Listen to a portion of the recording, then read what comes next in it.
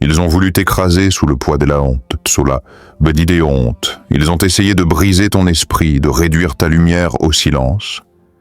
Mais ce que tu ne sais pas, c'est que dans ce même silence, ta dignité est devenue une arme invisible, un témoignage vivant que même le monde ne peut nier.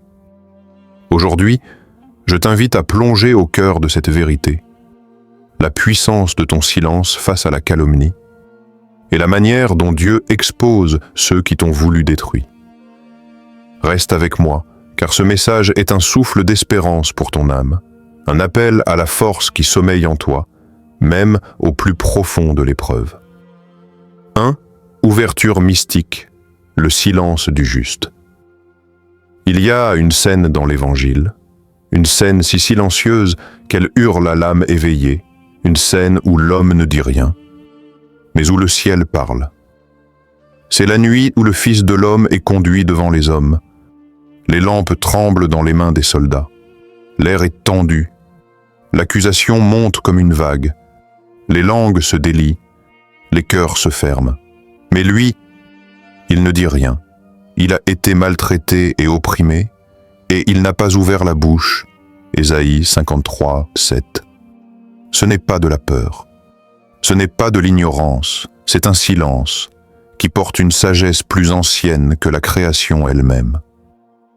Un silence plus bruyant que 1000 cris. Il se tient là, dans la lumière crue des torches, entouré d'hommes assoiffés de sang. Et pourtant, c'est lui qui les domine, pas par la force, mais par la dignité. Cette dignité céleste, venue d'un royaume que ce monde ne comprend pas. Ils l'ont insulté, ils l'ont craché, ils l'ont giflé, et chaque fois, il est resté là, muet. Parce qu'il savait que la vérité n'a pas besoin de se défendre. La lumière n'argumente pas avec l'ombre, elle révèle. Toi qui écoutes ceci, as-tu déjà ressenti cela? Ce moment où tu sais que tu es innocent, mais que tu es accusé. Ce moment où on t'a regardé avec mépris alors que ton cœur était droit. Ce moment où ton silence a été interprété comme une faiblesse. Mais si, en réalité, c'était Dieu qui t'avait couvert du manteau du silence. Parce que il savait que ta dignité ferait le travail. Regarde bien ce que le silence du Christ a fait. Il n'a pas convaincu Pilate. Il l'a troublé. Il n'a pas calmé les foules. Il a révélé leur haine. Il n'a pas plaidé son innocence. Il a porté la culpabilité du monde. Ce silence est une arme. Et ce silence, peut-être que Dieu te l'a donné, toi aussi. Pas pour que tu perdes, mais pour que tu exposes. Expose le mensonge sans crier. Expose l'orgueil sans résister. Expose la noirceur en demeurant dans la lumière. Tu n'es pas humilié, tu es éprouvé, tu n'es pas seul, tu es affiné, tu n'es pas oublié, tu es choisi. Ferme les yeux un instant. Ressens. Cette scène n'est pas lointaine. Elle se joue encore aujourd'hui dans ta vie. Il y a peut-être des regards qui te blessent, des accusations sans fondement, des silences lourds dans ton entourage, des rires étouffés derrière ton dos, mais écoute bien. Ce ne sont pas eux qui ont le dernier mot, le Christ n'a pas répondu à ses bourreaux, parce que le ciel répondrait pour lui. Le Seigneur combattra pour vous, et vous, vous garderez le silence. Exode 14, 14. Cette parole n'est pas un mythe. Elle est vivante. Elle est vivante. Elle est pour toi, maintenant. Peut-être que ce que tu vis n'est pas une punition, mais une mise à part. Peut-être que ton silence n'est pas vide, mais chargé d'autorité. Il y a dans le silence du juste une voix que les ténèbres craignent. Une voix qui ne s'entend pas avec les oreilles, mais qui fait trembler les cœurs malhonnêtes. Une voix que Dieu utilise pour préparer le grand dévoilement. Et si ce que tu traverses aujourd'hui n'était pas une injustice, mais un scénario sacré, un théâtre céleste où Dieu t'a placé, pour montrer ce que la grâce peut faire dans le cœur d'un homme ou d'une femme blessée, mais debout. As-tu déjà pensé que ton silence, en ce moment précis, est une prophétie? Que Dieu utilise ton absence de réponse comme un miroir, pour que ceux qui t'humilient voient leur propre reflet et soient exposés. Il n'a pas crié, il n'a pas supplié, il n'a pas accusé. Il s'est tenu là, calme, royal, saint. Et toi, peux-tu rester là, dans cette lumière étrange, où le monde ne comprend rien, mais où le ciel t'applaudit en secret, car il y a une dignité qui ne s'achète pas, une dignité que seule la croix accorde, une dignité qui fait taire l'enfer. 2. Témoignage vivant. L'histoire de la sœur Myriam. Myriam ne parlait pas beaucoup. Ceux qui la connaissaient la décrivaient souvent ainsi. Douce, calme, toujours souriante, un peu en retrait, mais d'une force intérieure palpable. Une de ces âmes discrètes qui ne brillonnent pas comme un éclair, mais qui réchauffent comme une veilleuse dans la nuit. Elle était infirmière dans un hôpital public. Elle ne prêchait pas, mais elle priait. Elle ne critiquait pas, mais elle servait. Chaque matin, elle arrivait un peu plus tôt que les autres et prenait 5 minutes seule dans la petite salle de pause. Juste, elle et Dieu. Elle fermait les yeux, posait sa main sur son cœur et murmurait « Seigneur, fais de moi un canal de ta paix. » Puis un jour, l'orage. Un patient, admis dans l'unité de soins intensifs, a signalé qu'une grosse somme d'argent avait disparu. Une plainte a été déposée. Les soupçons ont vite circulé et, d'une manière incompréhensible, tous les regards se sont tournés vers Myriam. Elle n'a rien compris. Pas un geste, pas une parole. Rien ne justifiait cette accusation. Et pourtant, elle a vu les visages changer. Les sourires se figer. Les murmures s'épaissir dans les couloirs. Une collègue, qu'elle considérait presque comme une sœur, évitait désormais son regard.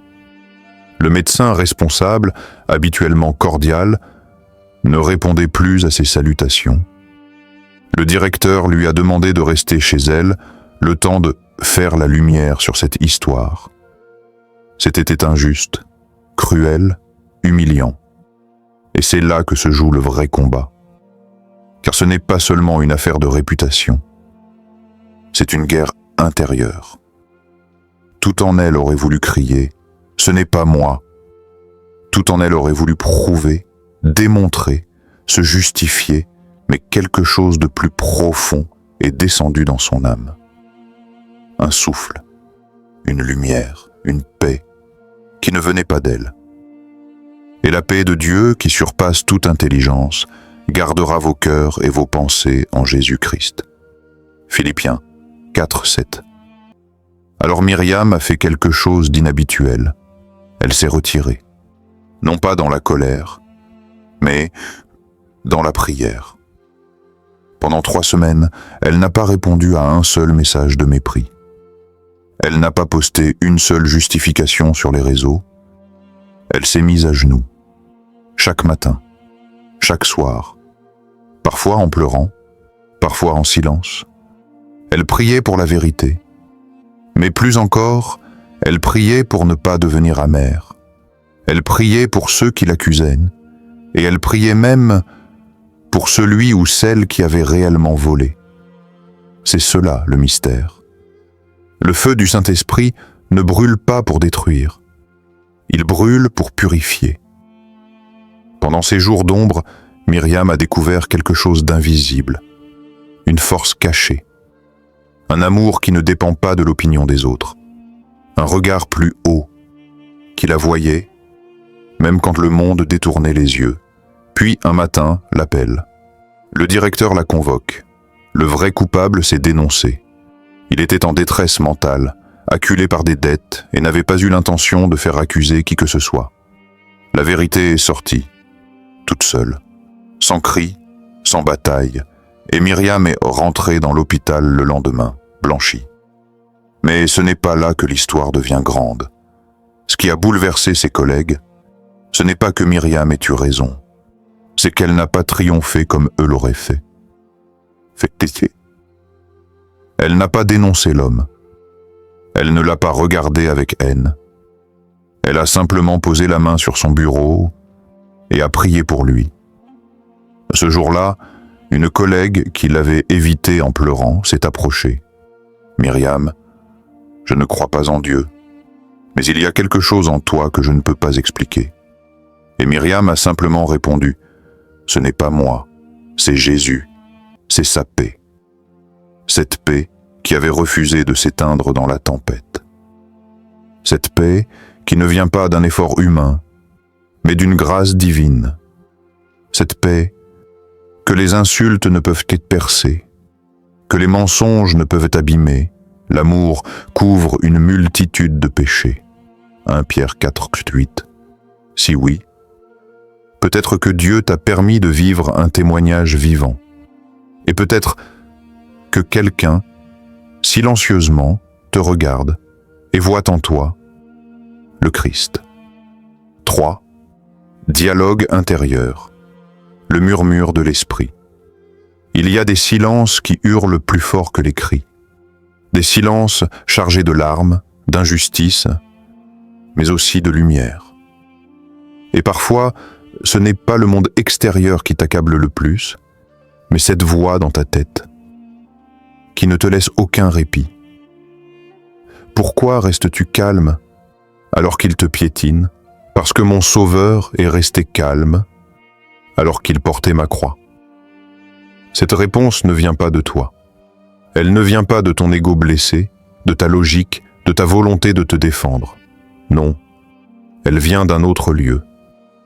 Un lieu secret. Un lieu silencieux, mais vivant. Un lieu que seule la présence du Saint-Esprit peut habiter. Tu entends ce murmure?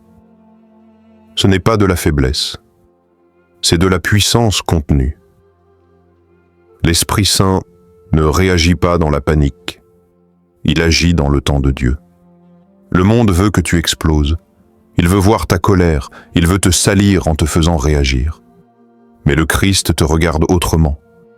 Il ne regarde pas comment tu parles, il regarde comment tu te tais. Ce silence n'est pas un vide, c'est un espace sacré, un lieu d'obéissance. Et la voix douce mais ferme répond « Oui, je vois leurs paroles, mais je vois surtout ta résistance invisible. Je vois ton âme qui choisit la paix plutôt que la rage. Et ce choix secoue les cieux, parce qu'il faut du courage pour parler, mais il faut encore plus de foi pour se taire, quand tu sais que tu es dans le vrai. Ce n'est pas un silence de soumission, c'est un silence chargé d'espérance, un silence habité. Soyez sobre, veillez, car votre adversaire, le diable, rôde comme un lion rugissant. 1 Pierre 5:8. Mais écoute bien, ce lion rugit pour te pousser à rugir aussi, pour te faire perdre ton calme, ton alignement, ta lumière. Mais toi, tu es du troupeau du berger. Et ce berger t'enseigne une autre voie, pas la voie du monde, pas la voie du feu destructeur, mais celle du feu maîtrisé.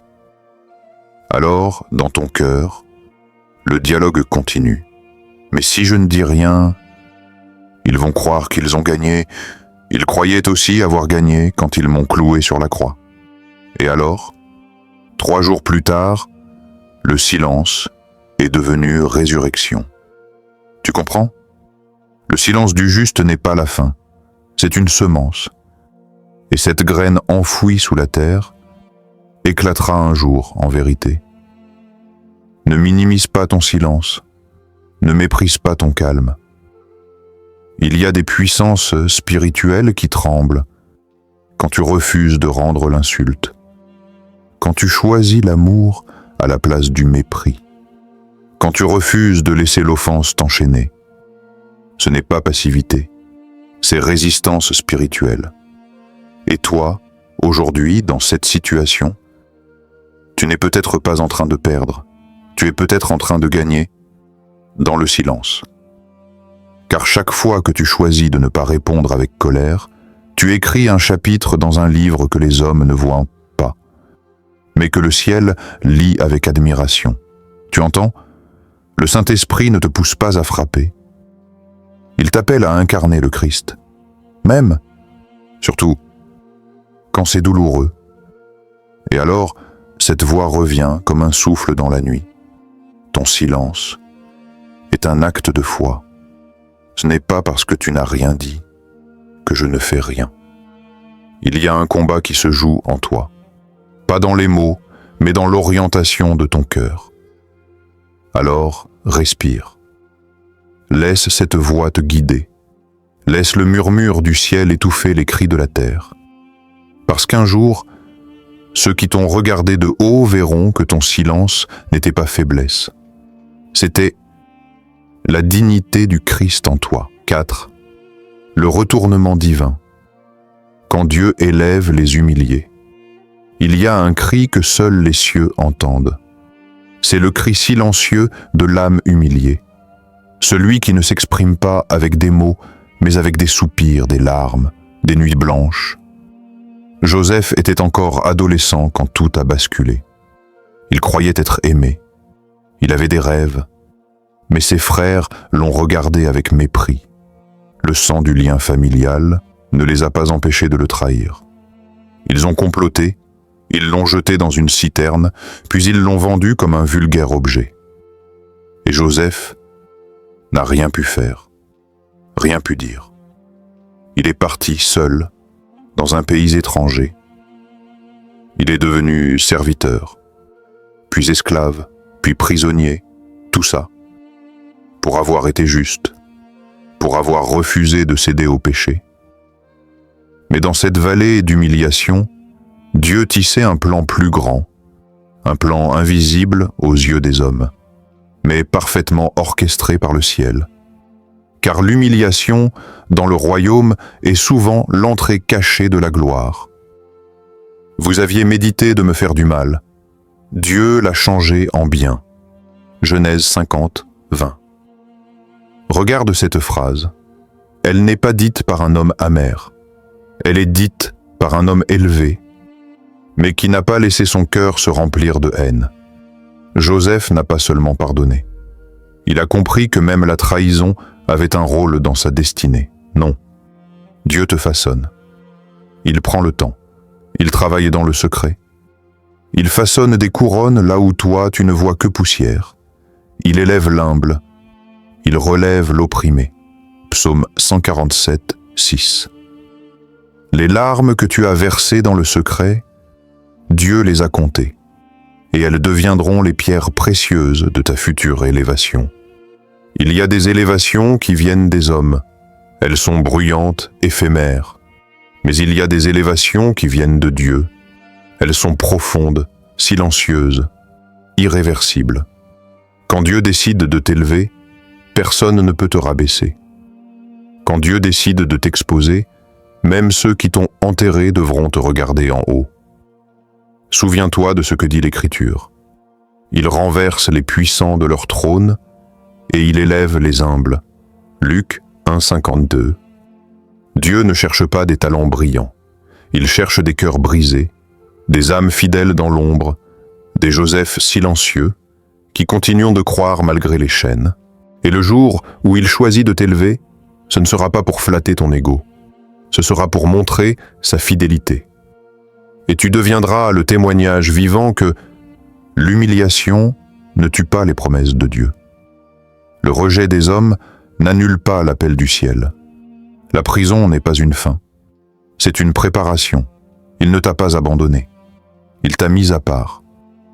Car quand viendra le retournement divin, ceux qui t'ont méprisé devront reconnaître que tu étais choisi, non pas par le système, mais par Dieu lui-même. Et ce jour-là, tu ne te vengeras pas. Tu béniras, tu pleureras peut-être, mais ce seront des larmes d'émerveillement, parce que ton histoire ne dira pas « Voilà ce que j'ai accompli ». Elle dira « Voilà ce que Dieu a fait avec une vie brisée ». 5. Temps de méditation. Tu n'as pas été brisé. Laisse le bruit du monde s'effacer, juste un instant. Pas de réseau, pas de jugement, pas de regard extérieur. Rien que toi et Dieu, dans le lieu secret, là où les masques tombent, là où les blessures remontent, mais où la guérison commence. Souviens-toi de ce jour précis, celui où ton nom a été sali, celui où tes intentions ont été déformées, tes paroles mal comprises, ton cœur écrasé. La honte a voulu t'éteindre. Elle t'a murmuré « Tu n'es plus rien ». Mais écoute, ce murmure n'était pas Dieu. C'était l'écho de tes ennemis, l'écho du mensonge. Et pourtant, regarde-toi aujourd'hui. Tu es encore là. Ta foi, bien qu'éprouvée, n'est pas morte. Ton cœur, bien qu'abîmé, bat encore pour l'éternité. Ton âme a survécu à ce que beaucoup n'auraient pas supporté. Le juste tombe 7 fois et il se relève. Proverbe 24, 16. Ce verset n'est pas une promesse d'immunité, c'est une prophétie de résilience. Tu es tombé? Oui, mais tu t'es relevé. Et ce relèvement n'a rien de banal. C'est un acte de foi, un cri silencieux au ciel. Je crois encore. Maintenant, ouvre les yeux de ton esprit. Regarde tout ce que tu as traversé. Regarde les pièges que tu as évités. Regarde les ténèbres que tu as traversées. Tu n'as pas été brisé. Tu as été formé. Ta dignité ne se trouve pas dans ton image, ni dans ton statut social. Elle se trouve dans cette chose invisible, que le monde ne comprend pas, mais que Dieu voit, ton obéissance dans la douleur. Ta dignité, c'est ce moment où tu as choisi de ne pas répondre par l'insulte. C'est cette prière silencieuse, cette larme sur l'oreiller, ce « je te fais confiance » murmuré quand tout semblait perdu. Le monde pense que tu as perdu, mais dans les cieux, tu as remporté une victoire. L'homme voit ce qui frappe les yeux, mais l'Éternel regarde au cœur. 1 Samuel 16, 7. Et dans ce cœur, il a vu de la fidélité, du courage, de la sainteté silencieuse. Tu n'as pas été brisé. Tu as été épuré, comme l'or dans le feu. Alors maintenant, respire profondément. Pose ta main sur ta poitrine. Sens ce cœur qui bat encore. Il bat non pas par simple biologie, mais parce qu'il porte un appel éternel. Et chaque battement est un oui à la vie, un oui à Dieu, un oui à ton identité céleste. Alors quand l'ennemi veut encore te rappeler ton humiliation, rappelle-lui ta résurrection. Car tu n'es pas un vaincu. Tu es un témoignage vivant de la grâce. Et s'il faut continuer, tu continueras. Avec moins d'orgueil, mais avec plus de lumière, avec moins d'éclat extérieur, mais avec une paix intérieure que rien ne peut voler. Dieu n'a jamais cherché des guerriers bruyants. Il cherche des âmes stables dans la tempête, des esprits qui savent se taire quand tout hurle autour d'eux, des cœurs qui brillent quand le monde les couvre de boue. Et ce cœur-là, c'est le tien. 6. Appel prophétique. Le moment est venu. Ce message est pour toi. Pas pour la foule, pas pour les curieux, mais pour l'âme qui pleure en silence et qui n'a jamais cessé de croire, même dans l'obscurité. Tu sais ce que c'est d'être rabaissé. Tu sais ce que c'est d'être regardé de haut, de ne pas être pris au sérieux, d'être accusé à tort, sans pouvoir te défendre. Tu n'as pas cherché à faire du bruit. Tu n'as pas mené de guerre contre ceux qui t'ont blessé. Tu n'as pas publié ta douleur sur les murs du monde. Tu as prié, tu as pleuré et tu es resté fidèle. Le ciel a vu ton silence. Et aujourd'hui, le ciel te parle. Quand tu passes par les eaux, je serai avec toi, et les fleuves ne te submergeront point. Ésaïe 43, 2. Tu pensais que ton silence était ignoré. Mais Dieu dit, c'était une déclaration céleste, une déclaration que les puissances de ténèbres ont entendue et redoutée, une déclaration que les anges ont portée devant le trône, une déclaration que Dieu est en train d'honorer. Le monde aime les bruyants, mais Dieu élève les discrets, ceux qui ne cherchent pas la lumière, mais qui portent la lumière. Et toi, tu l'as portée, dans la nuit, dans la douleur, dans l'ombre. Aujourd'hui, le moment est venu. Celui qui s'humilie sera élevé. Luc 14:12. Le moment est venu où Dieu prend la parole, pas pour frapper ceux qui t'ont blessé, non, mais pour te justifier publiquement, pour te restaurer profondément et pour t'envoyer puissamment. Tu n'es pas le fruit du rejet, tu es le fruit de la grâce. Tu n'es pas marqué par la honte, tu es marqué par l'huile de l'onction. Tu n'es pas faible, tu es enraciné dans la force de Dieu. Et maintenant, Dieu t'appelle à te lever. Pas dans la vengeance, pas dans le ressentiment, mais dans la mission. Lève-toi, brille, car ta lumière arrive, et la gloire de l'Éternel se lève sur toi. Ésaïe 60. Oui, toi, celui ou celle qu'on a ignoré, celui ou celle qu'on a pris pour trop doux, trop simple, trop spirituel. C'est toi que Dieu a choisi pour manifester sa gloire dans les temps de confusion, car le monde a besoin de voix qui ne sont pas corrompues. Le monde a besoin de cœurs qui ne sont pas amers. Le monde a besoin de témoins qui ne cherchent pas la scène, mais qui habitent la prière. Tu as été préparé dans la souffrance, dans la solitude, dans le feu de l'humiliation. Mais le feu n'a pas détruit ton appel. Il l'a purifié. Comme l'or est éprouvé dans le creuset, ainsi le cœur est éprouvé dans la fournaise. Proverbe 17:3. Et maintenant, le moment est venu. Le Seigneur se lève comme un père qui défend son enfant, non avec des cris, mais avec des actes qui étonneront ceux qui t'ont méprisé.